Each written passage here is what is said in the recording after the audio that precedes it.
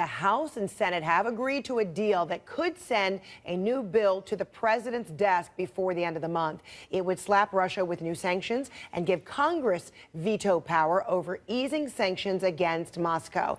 The deal also includes sanctions against Iran and North Korea and comes despite lobbying by the White House to water down sanctions on Russia. Joining me right now to discuss this, Lynn Sweet, Washington bureau chief for the Chicago Sun-Times, and David Rohde, a CNN Global Affairs analyst, joining us from Aspen. So, David, let me begin with you. This is something the president and his administration has been arguing against and now sets up a real showdown between members of Congress and the president. So what options does this leave the president when it comes down to this bill hitting his desk?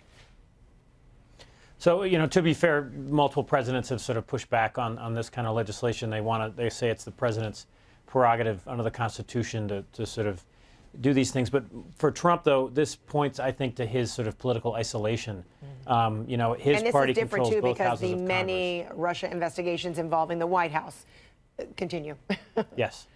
Yeah, no, I'm trying to be fair, but yes, it's bad news to the administration. It shows that Republicans on the Hill, it's a small step, but it's a step away from the Trump White House. It's Republicans on the Hill showing they will confront Russia over the objections of the White House.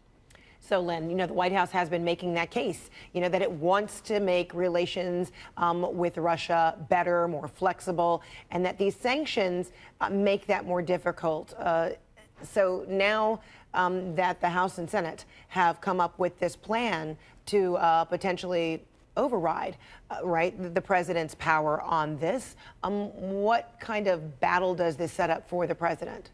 There's a big internal battle brewing because the only reason this measure is where it is today is because the Republican House and Senate leaders did it, ignoring the desire of President Trump.